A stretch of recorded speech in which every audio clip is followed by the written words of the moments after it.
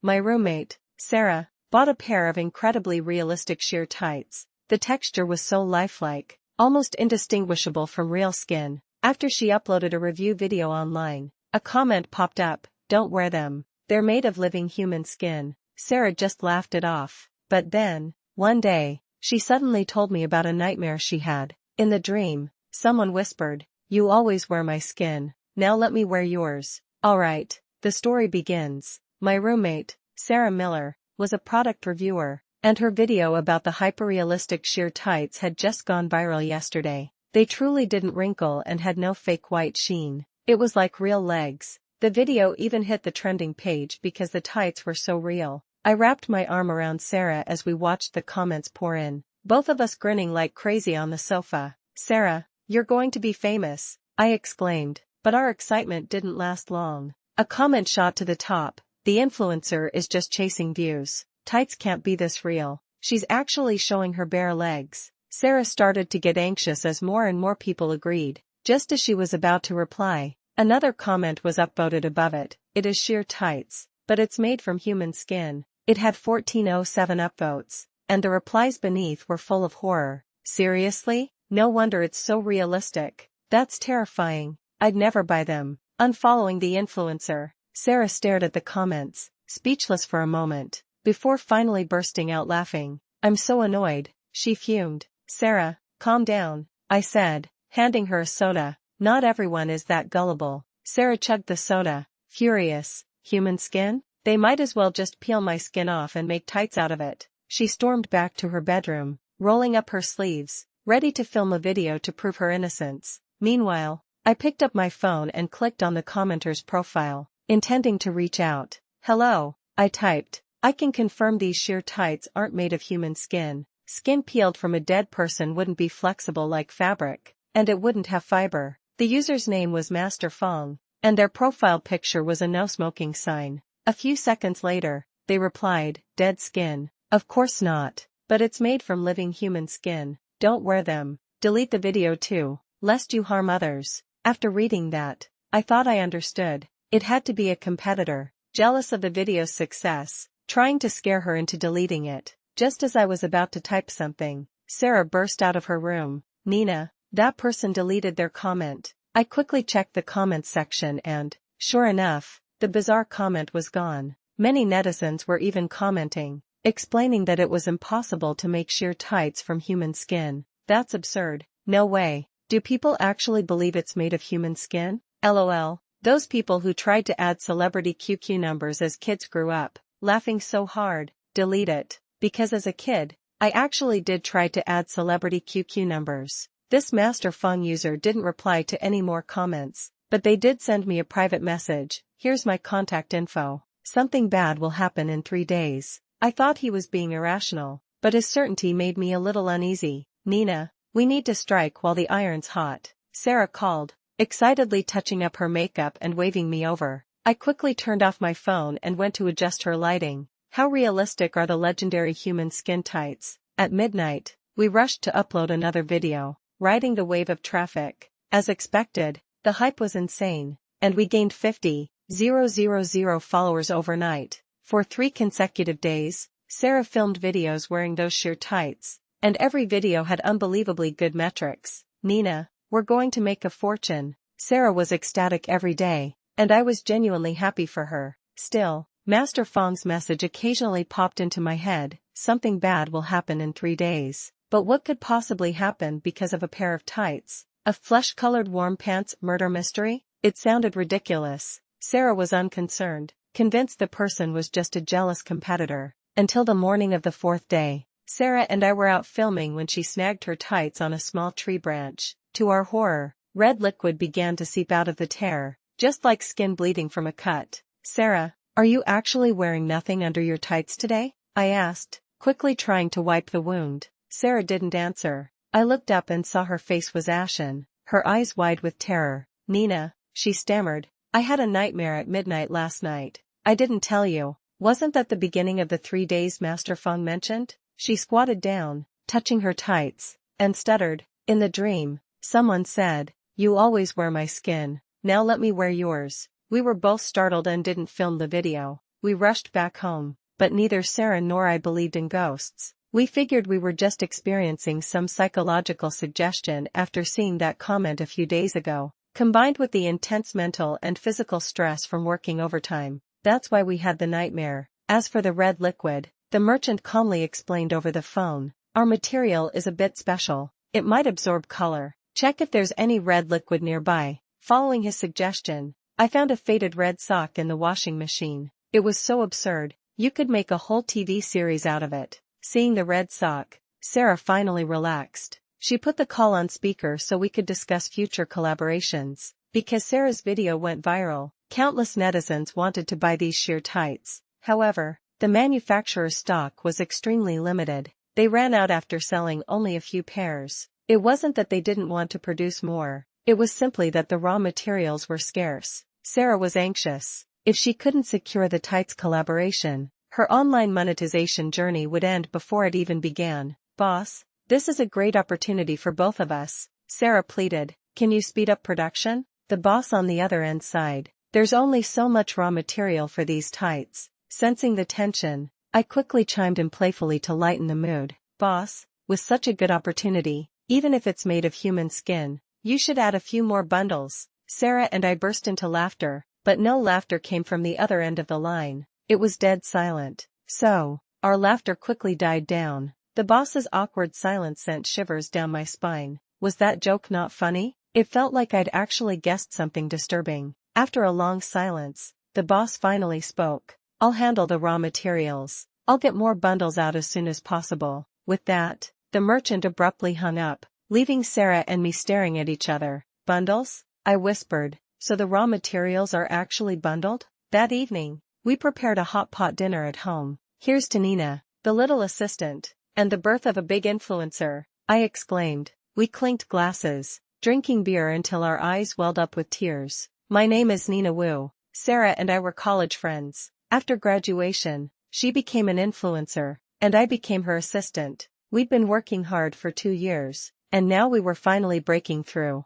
Around 11 p.m., we were both a little tipsy. Sarah stumbled towards her bedroom door and suddenly instructed me. Nina, help me wash these sheer tights. I'm not wearing them anymore. They're creepy. I vaguely made an okay sign and, swaying, clicked on the washing instructions on the shopping page. I'd never looked at them before, but today, after contacting the merchant, I realized there were specific precautions. Gentle hand wash. Use shower gel. Lather with a bath puff. Wipe dry after washing. Gently apply body lotion. Maintain temperature around 98.6 degrees Fahrenheit to keep the epidermis moisturized and prevent cracking. Why so many steps? I grumbled. This is like a full spa treatment. I found the wash basin and then searched everywhere for the tights, but I couldn't find them anywhere. Oh, right. She must still be wearing them, I thought. A light bulb going off. I started looking for Sarah. Sarah, I called, vaguely remembering seeing her last at her bedroom door. So I knocked, twisted the doorknob, and walked in. The room was pitch black. A faint sliver of light from the curtain illuminated the dusty room. 2 pale legs faced the window, glowing as if highlighted. Sarah, where are your sheer tights? A figure was vaguely visible on Sarah's bed, lying on her side, covered by a long, thick trench coat. She had high leather boots on her fair legs. How can she sleep with her shoes on? I wondered. I sat beside her, resting her legs on my lap. Carefully, I pulled off her long boots and, while doing so, gave her pale leg a tug. It felt cool and smooth. She wasn't wearing the tights. It felt exactly like human skin, but after I touched her, something felt off. The room was dark, and a chilly draft ran down my neck. The long boots were completely off. I held her ankle, looking at the overly smooth foot. Wait, I thought. Why are there no toes on this foot? My mind buzzed. Stiffly, I slowly turned my head and saw half of a transversely cut torso slowly sitting up from the thick trench coat on the bed in the darkness. It was like a hollowed-out human skin, with a hollow in the middle of its waist. I was petrified. Extremely faint, rustling sounds reached my ears. Coarse, dark hair drilled out from the hollow waist. The sounds grew denser, the hair drilled faster, and the strands changed from black to mottled, then to gray. Finally, a wrinkled human face drilled out from the skin on the waist. It was an old, androgynous face. It gently hooked the leg resting on my lap and asked in a shrill voice, Are my old servant's legs beautiful? What the hell is that disgusting thing? I shrieked, my scalp crawling. I scrambled off the bed and bolted, but Sarah's room was cluttered, and I tripped after only a couple of steps. In the faint moonlight, I watched as the monster with the face and hair growing from its waist slowly stood up. It truly was a pair of beautiful, glowing legs. If not for that horrifying old face, I scrambled to my feet, pushed open the door, and ran out. After only a couple of steps, I saw Sarah emerge from the bathroom. Strangely, she was naked,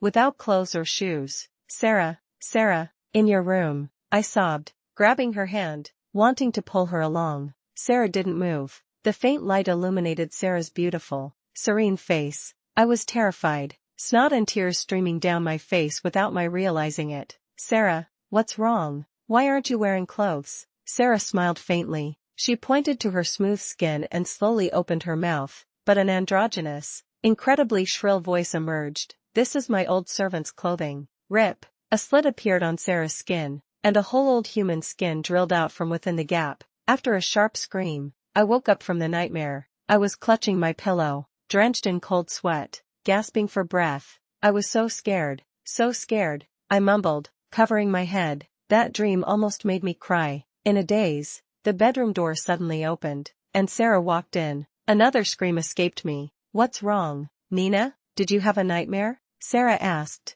a little surprised, sitting on my bed wearing her sheer tights. Sarah, I said, didn't you say yesterday you'd never wear these sheer tights again? She looked a bit confused by my words. Did I? She pulled my hand, looking at me earnestly. Nina, we've worked so hard to get popular. We have to seize this wave of traffic. Sarah pulled a bag from behind her and handed it to me. Let's wear them together and film a video. Your legs are pretty too. It'll definitely help them sell better. I was shaking with fear. I quickly told her all about the nightmare, trying to persuade her to give up on the tights and not sell them anymore. Nina Wu, I've waited 5 years for this opportunity. What are you even talking about? Sarah demanded, furious. I quickly explained, holding on to her hand tightly. Sarah was raging, utterly broken. Why was I trying to make her give up? Just because of that ridiculous nightmare? She paced frantically, smashing things, even pulling up her sweater so high it exposed the skin on her waist.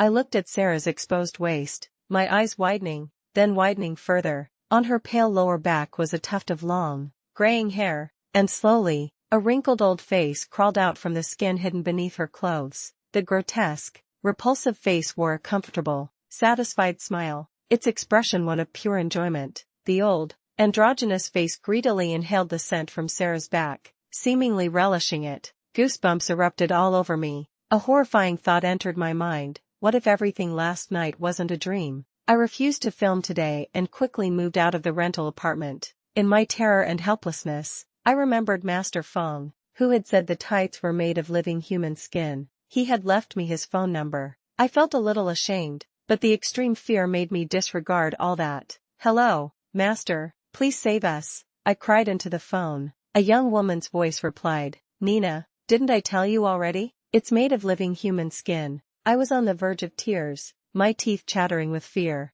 I thought you meant the skin of living people, not living human skin. Master Fong and I met at a nearby park. What? I have to move back? I shrieked in disbelief, looking at the woman smoking beside me. Of course, she replied, exhaling a puff of smoke. Unless you don't care about your friend's life or death. She pulled out a tattered notebook from her sling bag and began flipping through it. If what you said is true, the living human skin has already drilled into Sarah's body. With that, she casually tossed a small bottle to me. I caught it quickly. It was a thumb-sized glass bottle containing tiny pills. Stay by her side, she instructed. Insert one into her ear daily to slow the devouring. There might still be hope. I was startled by her words, my hands and feet turning icy. Devouring? How could it be devouring? Master Fong's expression was completely unperturbed, as if all of this was perfectly normal. This living human skin just needs to eat the bones and muscles, then it can move in. I shuddered. So, under Sarah's skin was a living piece of human skin, constantly gnawing at her flesh, but she had no idea, because we didn't listen to the warnings and sold a lot of living human skin tights, affecting many people. I must now take responsibility and make amends, Master Fong explained. Flipping through her worn notebook, She showed me a page with a description of the living human skin. "It should be this creature," she said, smoking and pointing to the notes. "A long time ago, there was a high-ranking, perverted old eunuch in the palace. He was very old, covered in wrinkles, but his legs were smooth and fair, meticulously cared for." My expression was anything but pleasant as I listened to the story. It did sound a bit perverted. Master Fong handed me the notebook, and I continued reading from the same line. It was essentially about an old eunuch named Shishun. Because he was constantly suppressed in the palace, he became mentally twisted and enjoyed tormenting and abusing young palace maids to vent his desires. Since he was high-ranking, others would send him girls, and the deaths he caused usually went unnoticed. Over time, Shishun grew bored and decided to try something new. He began to plot how to lure the palace guards. Having been incomplete for most of his life, he naturally felt resentful towards able-bodied people, leading him to become even more perverted. At night, he would disguise himself as a palace maid and go to a small pond shaded by trees, pretending to have fallen in. Being a eunuch, his voice could barely pass. When a guard passed by, he would fake a plea for help, claiming his shoes and socks were wet, so he'd roll up his trousers, revealing his bare feet. His legs were meticulously cared for, and in the dark, they looked quite alluring. Any young guard who approached would be in trouble. Later, the matter escalated and was exposed. For the emperor, a few lives were insignificant, but the incident itself was too disgusting. Since the old eunuch used his beautiful legs to lure people, before he was beaten to death, the skin from his prized legs was flayed and thrown into the river. The old eunuch died, but the skin was too evil and became a malevolent spirit. Perhaps it gained a sense of accomplishment from Shishun's time pretending to be a palace maid, thus becoming a contradiction. It enjoyed wearing women's skin and dressing up as a woman, yet also harbored sexual desires towards women. But logically, this living human skin should have been eaten by fish long ago, Master Fong mused. A cool breeze swept by, and I rubbed my arms, feeling a fresh wave of goosebumps. "Master, if I go back like this, won't something bad happen?" I asked. She patted my shoulder reassuringly. "The living human skin only eats the brain last. For now, Sarah is still Sarah." Master Fong placed my hand on her arm. "You just need to remember, a living person has bones. They feel hard when you pinch them, but a devoured body part is filled with living human skin, which feels soft and can even be bent." I nodded cautiously and quickly tested the feel of a living person's arm. She then looked serious and continued,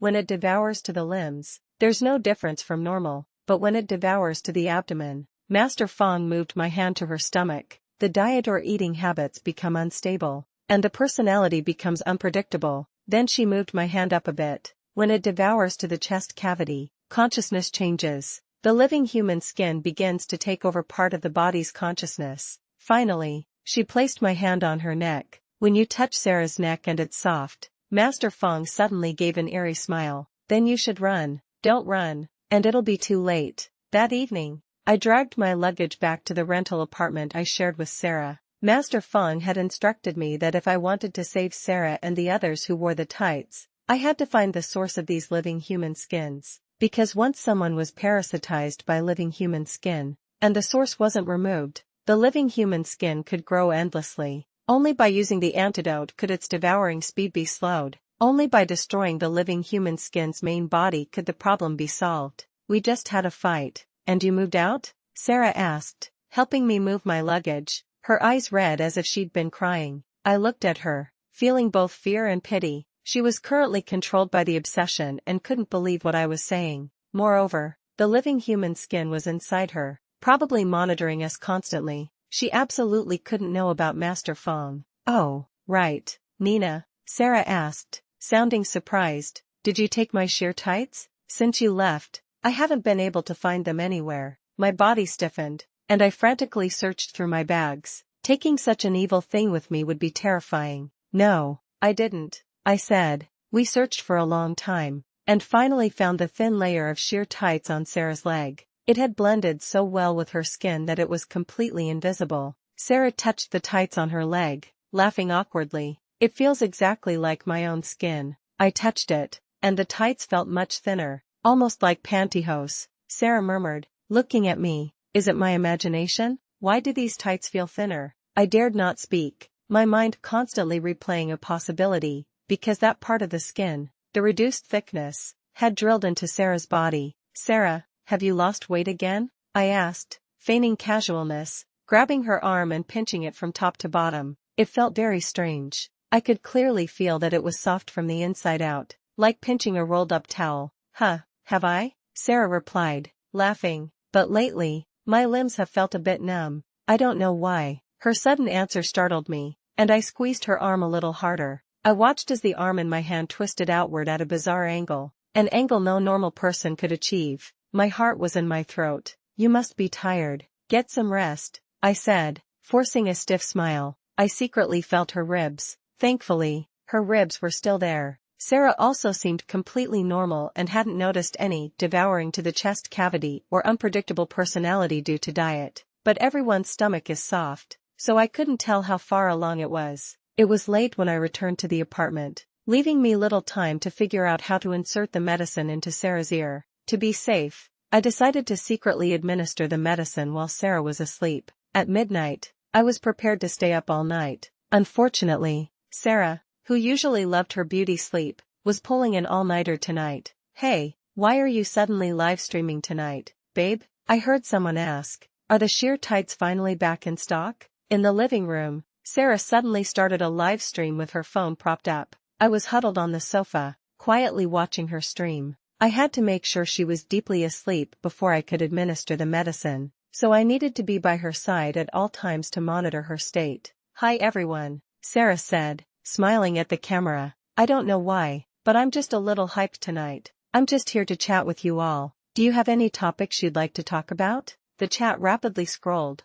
I had to admit, Sarah had become truly popular since the sheer tights incident. "Oh, right," she said, as if suddenly remembering something. She stood up and waved me over. I was startled and quickly waved her off, but Sarah dragged me in front of the camera. "Everyone, this is my best friend, Nina." Sarah hugged me, praising me profusely to the camera, talking about how smart I was, how meticulous I was, and how we'd been together for the past 2 years. She recounted how, at our lowest point, we squeezed onto one bed, and how the old apartment building we lived in often had power outages. She told the story of how the power suddenly went out while I was editing a video, ruining all my work, and how we hugged each other, crying with flashlights in hand. As she spoke, I became teary-eyed, my vision blurring. Sarah hugged me, showering my face with kisses, her hands wandering all over my body. Though touched, I felt something was off. Sarah's hands were everywhere,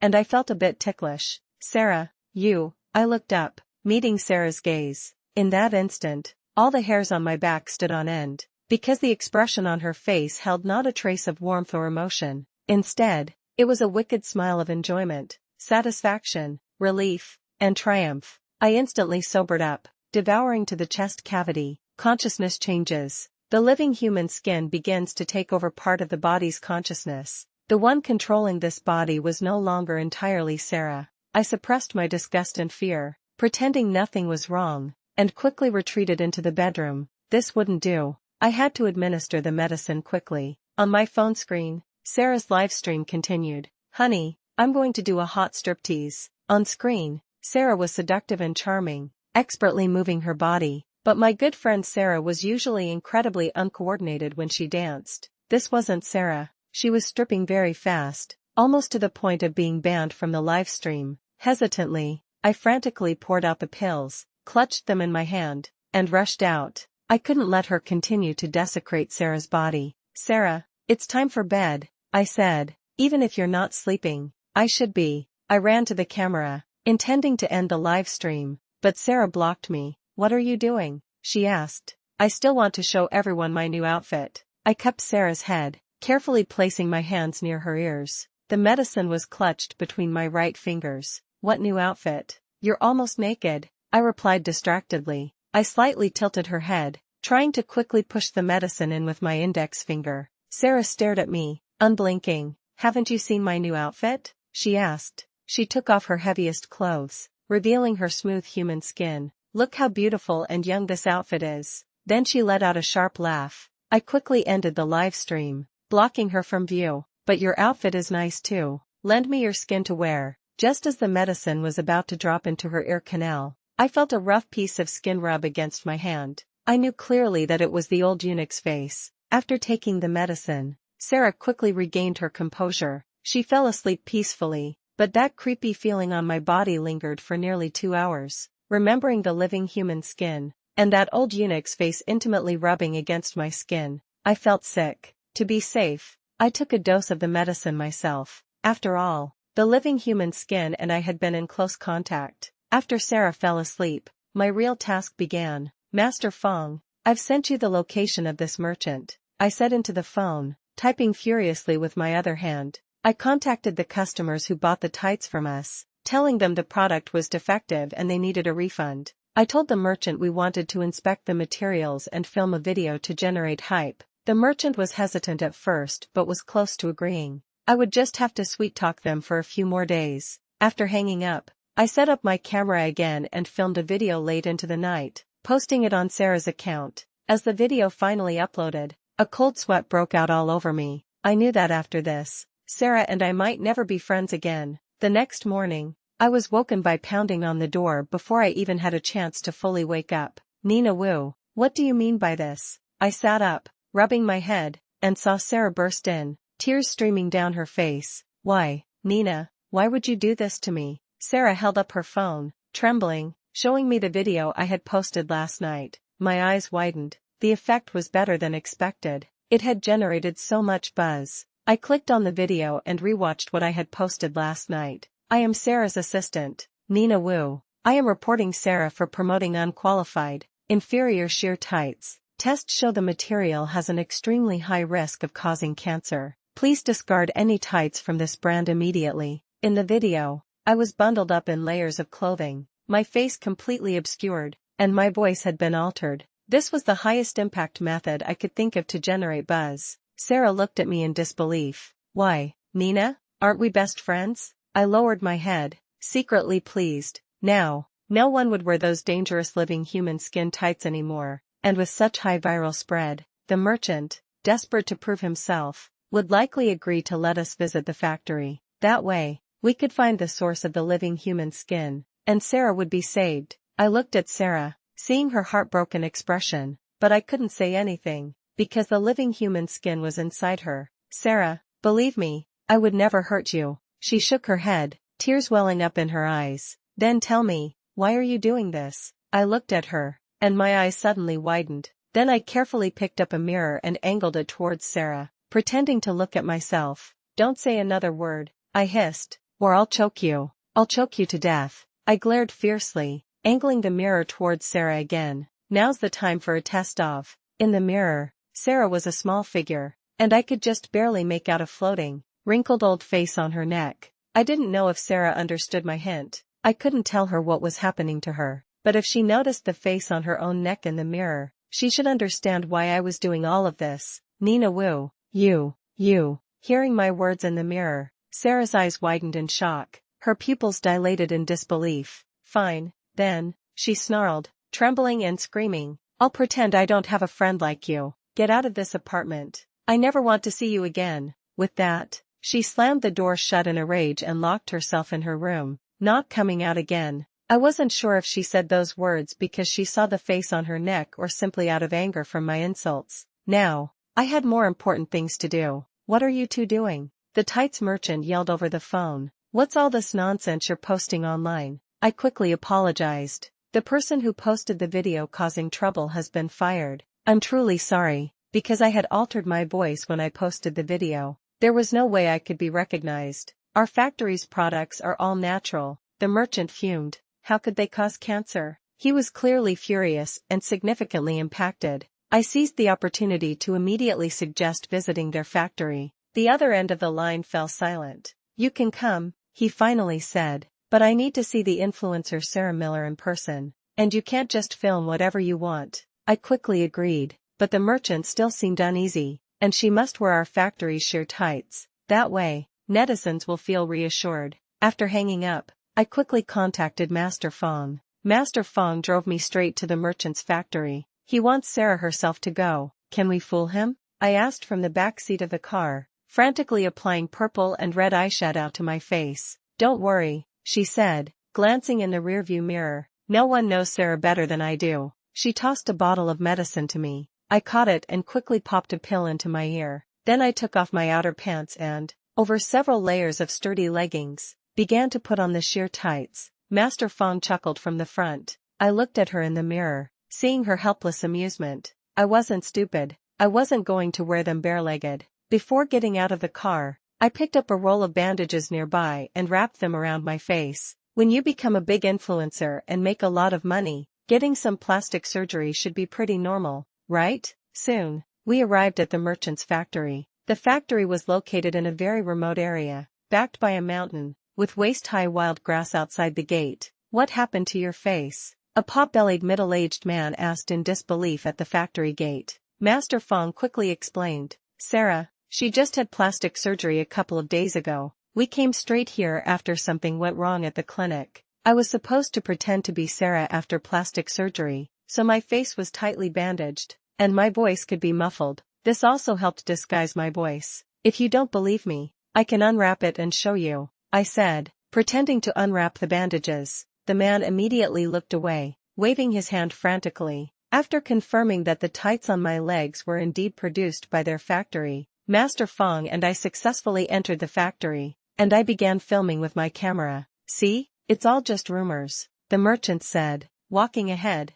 indignant. Our products are all natural. As soon as we entered the factory, a strong, fishy, foul odor hit us. That rank, decaying smell was even worse than a fish market in summer. I slightly held my breath, looking around the factory. The factory wasn't big. You could see its entire length at a glance. The sanitary conditions were also worrying. As far as the eye could see, there were several conveyor belts carrying 2 palm-sized pieces of flesh-colored skin of an unknown species. Workers in blue uniforms crushed them with machines and then poured them into industrial pools. Finally, the resulting thick, hot, flesh-colored liquid was poured onto flesh-colored stockings. Master, what kind of animal skin is this? I whispered cautiously, leaning close to Master Fong. She didn't answer. Instead, she turned and loudly asked the merchant, Boss, what kind of skin are you using here? After asking, she secretly gave me a mission accomplished signal. My silence was deafening. The merchant's face was quite unpleasant, his expression somewhat evasive. You've seen everything there is to see, he said. The rest is trade secrets. Can you leave now? Master Fong smiled coldly, still pressing. If you don't tell us, we won't know how to clarify for you. The merchant hesitated for a moment, then vaguely said fish skin before ushering us out of the factory. In the car, I looked at Master Fong, who was driving calmly, completely baffled. We're just leaving? Was that really fish skin? Master Fong's expression was blank. It's fish skin, I suppose, she said faintly, but it can't see the light of day. I thought about the skin in the factory, wondering what size and dimension it could possibly be. No matter how I thought about it, it felt more like baby skin. Master Fong didn't answer. Instead, she seemed to be in a good mood. Let's grab some dinner. We'll come back tonight. Around 10 p.m., Master Fong and I returned to the factory. She led me to the back door, picked the lock, and we entered with extreme ease. Master, won't we get arrested for doing this? I whispered, trembling, following her down the dark corridor. Strictly speaking, as long as we don't get caught. No, Master Fong replied very seriously. I hesitated to speak further. The factory was very dark. Our only light came from the flashlights on our phones. I followed Master Fong as she smoothly led me to a mysterious passage, then knocked on a large door. The living creatures for this material should be kept inside, she said. I was both surprised and delighted. How did she find it so easily? Master Fong pulled out her toolbox and began skillfully picking the lock again. Anyone who dares to keep so many living evil things wouldn't have survived until now without relying on feng shui. So she actually found the secret room's location just by calculating feng shui? Within a minute, she successfully picked the lock. However, she pushed the door open for only a second before quickly retreating. Master Fong inhaled sharply, looking at me. Prepare yourself before you go in. I nodded solemnly and followed her, holding my breath, stepping cautiously inside. What kind of thing could scare even the well-traveled Master Fong? The dark, cramped room was filled with a musty stench and a strong, pungent fishy smell. The moment the light hit the wall, I nearly jumped. Pretty spectacular, huh? Master Fong said, crossing her arms, a playful tone in her voice. my eyes widened, and I used my flashlight to carefully examine everything before me. The room was surrounded by 4 enormous fish tanks. The water inside the tanks was murky, and fish swam around in dense schools, but I could clearly see a stretched-out piece of human skin floating in each tank. Around the human skin were some floating, flesh-colored, string-like objects, as thick as rope. Left foot, calf, knee, thigh, Master Fong said, shining her flashlight around. This boss only managed to get half a piece of living human skin. No wonder the production can't keep up. I held my flashlight closer to the fish tank, wanting to see what kind of fish were inside. Suddenly, a folded old person's face rushed towards the fish tank and pressed against mine. I was so scared my vision blurred, and I quickly grabbed Master Fong, trembling. This is the old eunuch from Sarah's body, I stammered. Master Fong pondered for a moment, then looked around and turned on the room lights. We could finally see what was in the fish tanks. The dense schools of fish in the tanks made me feel like I was going to vomit. Fish infants, seeing food for the first time, Master Fong said, leaning in with interest. Can you imagine what a fish infant and an old person can combine into? Beside the hollow, floating human skin in the fish tank were countless thick, umbilical cord-like flesh tendrils. The other end of these tendrils connected to many fish infants. They were flesh-colored creatures resembling tadpoles, somewhat between a frog and a tadpole, with developing limbs. However, their limbs were human baby arms and legs, with clear hands and feet. Their tails were a webbed structure covered in human skin. Even more disgusting, the heads of these fish infants looked more like fish heads, but their facial features were human, resembling the old eunuch Shishun's compressed and folded face. Seeing this dense swarm of fish infants floating in the fish tanks surrounding us, I truly felt I was brave for not immediately fainting. Master Fong, however, seemed to be enjoying the sight. Can you imagine? This old eunuch's living human skin actually started researching how to have children. I looked at the tangled flesh umbilical cords, my hands and feet turning cold. Shishun's suppressed and twisted desires had successfully transferred to the living human skin, the ability to procreate with a complete body. However, he probably never imagined that his children would be made into sheer tights and sold all over the country, did he? Some people actually appreciate these weird things, Master Fong commented, snapping a flurry of photos of the fish tanks. She even pulled out a net and took a picture with a fish infant. Afterwards, she added the items she had brought into the fish tank, destroying these living human skins and fish infants. Before leaving, we also destroyed the townhouse ornaments inside. Although the living human skin had been destroyed, the lingering evil power would be enough to cause trouble for the merchant. Master Fong was in a good mood as she drove me back to my apartment building. Your friend Sarah should be fine now, she said. The fish infants derive their evil energy and resentment from their living human skin mother. The merchant used the fish infant skin, which is their living human skin, to make the sheer tights. If their mother living human skin is destroyed, these corresponding tights will lose their power. The tights will rot and decay like normal flesh. At the same time, destroying the mother living human skin will also heal those indirectly infected by contact. Because, in essence, the source of all infected people is this mother living human skin. However, there was only half a piece of skin in the fish tank, Master Fong said, casually smoking, her expression one of contentment. The other half is missing. I'll continue searching for it after this is over. I nodded and waved goodbye to her. As I climbed the stairs, the sound of my footsteps echoing made me inexplicably uneasy. It wasn't until Sarah opened the door after I knocked that my heart finally settled a little. You're back, she said,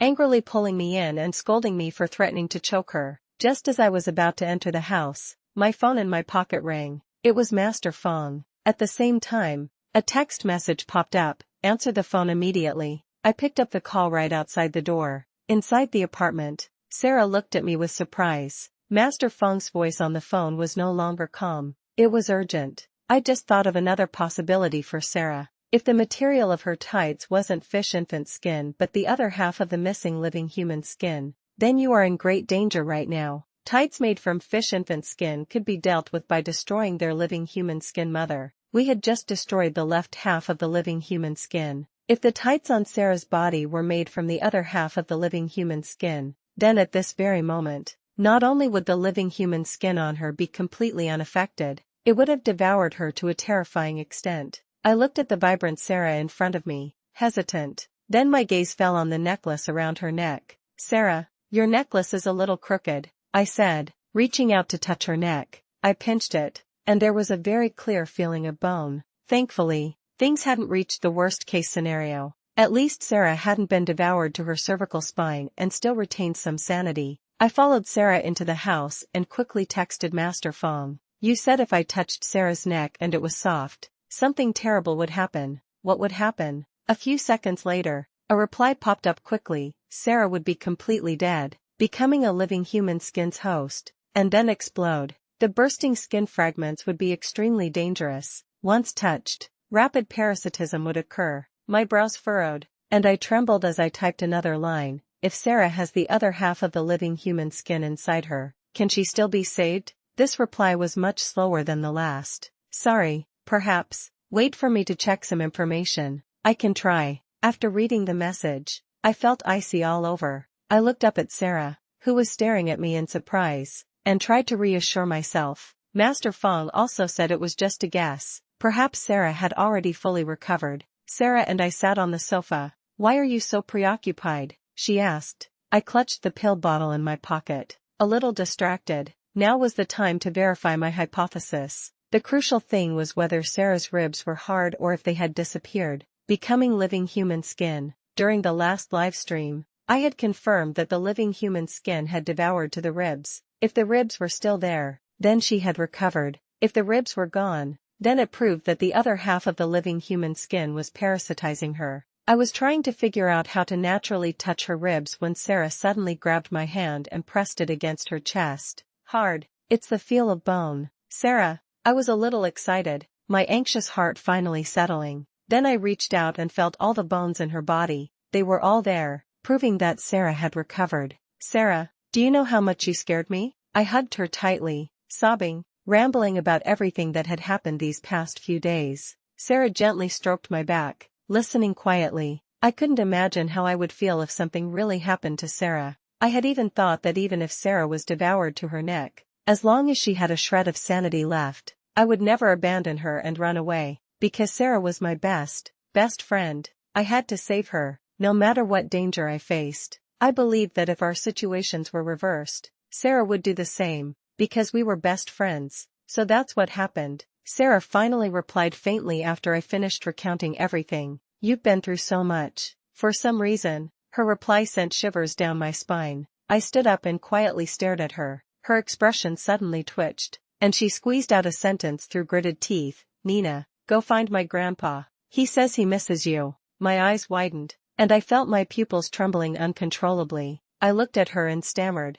"No, let's go together tomorrow." Sarah frowned, about to say something else, when her arm suddenly moved stiffly to caress her brow. Quickly, Sarah's demeanor returned to normal. "Okay," she said, "let's go see Grandpa together tomorrow. He hasn't seen you in a long time and misses you." A bitter feeling welled up inside me. I could only nod and say, "Okay." I clenched my fists tightly, watching Sarah walk into her bedroom. Only then did I exhale, loosening my grip. My palms were drenched in cold sweat. The situation was not optimistic. Sarah and I had a secret code. Years ago, there were many tailing incidents, and it became popular for friends to establish a secret code known only to them. That way, when in danger, if the assailant made us report back, we could use the code to let the other person know we were in danger without alerting the assailant. Sarah's code was "I'm going to see my grandpa." Because her grandpa had passed away many years ago, this event was impossible. And when she said,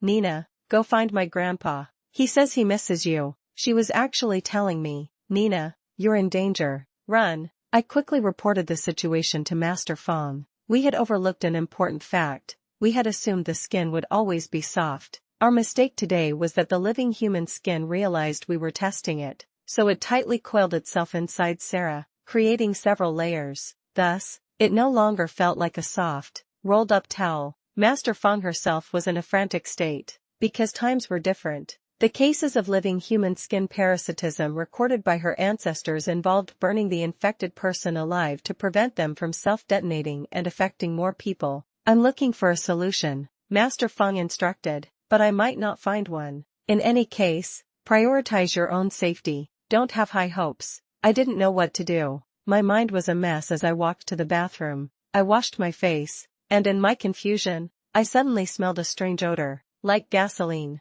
Sarah and I had a large bathtub in our rented house, but since it was a hassle to clean after use, we always used the shower. It was usually hidden behind the shower curtain, unnoticed. I followed the smell, pulled back the shower curtain, and indeed found something in the bathtub. It was a towel soaked in gasoline, and wrapped inside it was half of a cut charging cable. This might have been a hint Sarah left for me when the living human skin wasn't in control of her body. Did the living human skin have no sense of smell? If it couldn't smell this strong gasoline odor, it would indeed be hard for it to discover this towel. What did half a charging cable mean? I was at a loss, standing in front of the mirror, looking at my bewildered reflection. I racked my brain, and by chance, I caught a startling image in the mirror. An old, wrinkled human face crawled out from my bare neck in the mirror. The skin was like a wriggling snail, crawling across my skin and then calmly drilling back into my collar. In that instant, all the hairs on my body stood on end, and I felt numb all over. I, too, was parasitized. At 2 a.m., after much deliberation, I decided to go to Sarah's bedroom to insert the antidote into her ear to slow the devouring. I also brought a small towel soaked in gasoline. Of course, I didn't dare turn on the light. Clenching the towel, I quietly approached Sarah's bedroom door. The door was surprisingly unlocked and even had a small gap. A faint light emanated from the gap. I held my breath, nervously peering through the crack. To my surprise, I stumbled upon a shocking scene. Beautiful, truly beautiful, a voice purred. In front of the vanity, Sarah sat still. A large slit had opened in her back, and an old, facial skin, connected by several intertwining skin strands, drilled out from inside her. It was like a vine growing out of a rag doll. The old skin pressed against Sarah's face, while Sarah tilted her head slightly, her eyes vacant. In her hand, she held a makeup brush, continuously applying makeup to herself. Under the dim, faint light, the living human skin's shrill, eerie voice hummed a seductive tune. Beauty, dressing up, waiting for her lover. Drip, drip, drop. It pressed against Sarah's face, as if admiring another person, and yet also admiring itself. Its expression utterly captivated. I clutched the towel, knowing I definitely couldn't go in and that I should leave. At the same time, I confirmed one thing: this living human skin indeed couldn't smell. Otherwise, with such a strong gasoline smell, it would have already discovered something outside the door. I held the towel, intending to leave, but something still felt off. The gasoline smell was strong, but why did it feel even stronger inside the room than outside? I peered through the door crack, watching the living human skin finish its makeup and drill back into Sarah's body. Then, satisfied, it lay back down on the bed. Click! The bedroom suddenly lit up. A blazing fire suddenly ignited on Sarah's bed. An androgynous voice shrieked. The living human skin drilled out of Sarah's body, but the flames eagerly climbed up its skin, burning intensely. I froze, completely stunned. Sarah's bed had been soaked in gasoline. I didn't know what to do. I rushed into the bathroom, filled a basin with water, then kicked open Sarah's bedroom door, holding the basin of water, standing before the flames. The firelight danced in my eyes. The intense heat from the flames was scorching. Sarah's body was already somewhat twisted by the fire. The living human skin's old face was contorted in agony as it stretched far out, shrieking hoarsely, "Save me, quickly, save me, save Sarah, you don't want her to die. Water, water." I took a few steps back, helplessly holding the basin of water. In the flames, I clearly saw Sarah on the bed. That round head of hers, the one she always proudly told me her mother had perfectly shaped, that perfectly round back of her head, was now flattened like a deflated ball in the flames. Even her face was sunken. Sarah was truly dead. Sarah, Sarah, can you hear me? My mind was a complete blur,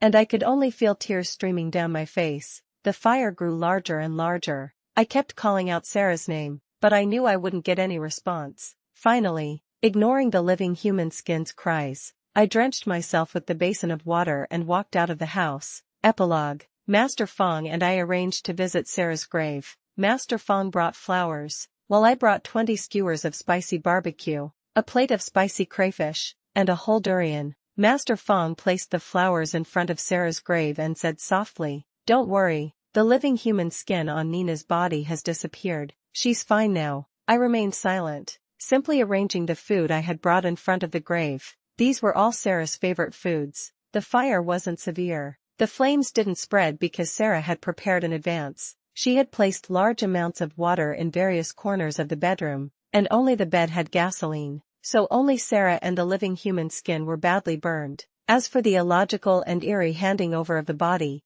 Master Fong helped the police fill in all the information. This case was selectively disclosed to the public. According to police investigation, Sarah committed suicide. On the afternoon of the fire, she went out and bought gasoline. The cause of the fire was a cut charging cable. That night, Sarah lay on the gasoline-soaked bedding, pressed the power strip switch by her bedside, and the electric spark from the broken charging cable on her back ignited the air and gasoline mixture, causing the fire. It's worth mentioning that besides the phone charging cable, there was also a humidifier on the power strip. It's hard to imagine that ultimately, it was the humidifier that defeated the living human skin. Master Fong smoked by the grave, white smoke drifting with the wind. Neither Master Fong nor I knew what Sarah had experienced all those days. We also didn't know when she found out she was parasitized. But while Master Fong and I were investigating, Sarah discovered by herself that the living human skin had no sense of smell. She understood when the living human skin controlled her body and when she controlled it herself. She found an opportunity to sneak past the living human skin,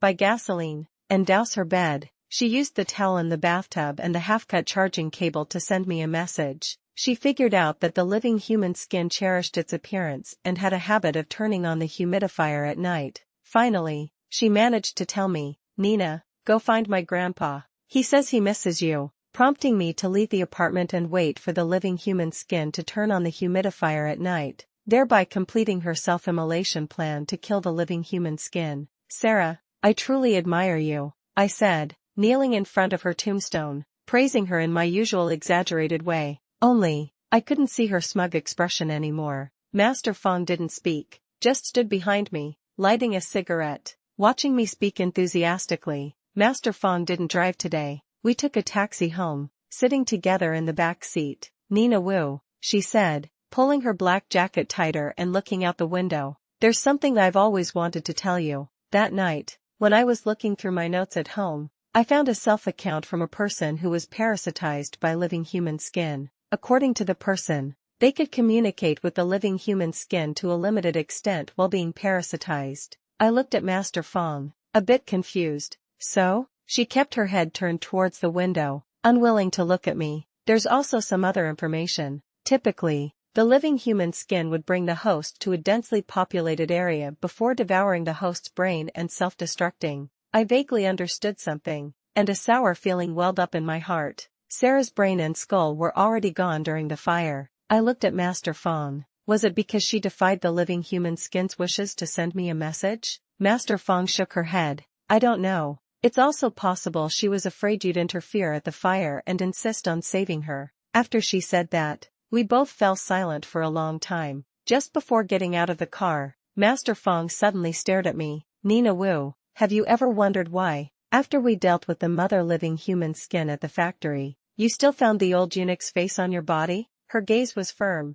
but her voice betrayed a hint of unease about what she was saying. "Have you ever wondered why, after Sarah self-immolated, the living human skin on your body suddenly healed?" Listening to her words, my eyes widened by the second. Master Fong slightly lowered her gaze. She seemed about to say something else, but we had reached her destination. Master Fong opened the car door, stepped out, and closed the door. The winter wind was still biting cold, fiercely whipping around her. I watched her through the car window, her collar flapping, her long hair blowing in the wind. As the car was about to pull away, Master Fong suddenly mouthed something exaggeratedly through the car window. "What did you say?" I couldn't hear her. The car drove off. I never asked her again what she said that day. I just had a vague idea in my mind. Perhaps we were thinking the same thing. Back then, I thought I was so clever, angling the mirror to tell Sarah that there was a face on her neck. My gaze was entirely fixed on the mirror, on her face, but I never paid close attention to my own skin in the mirror.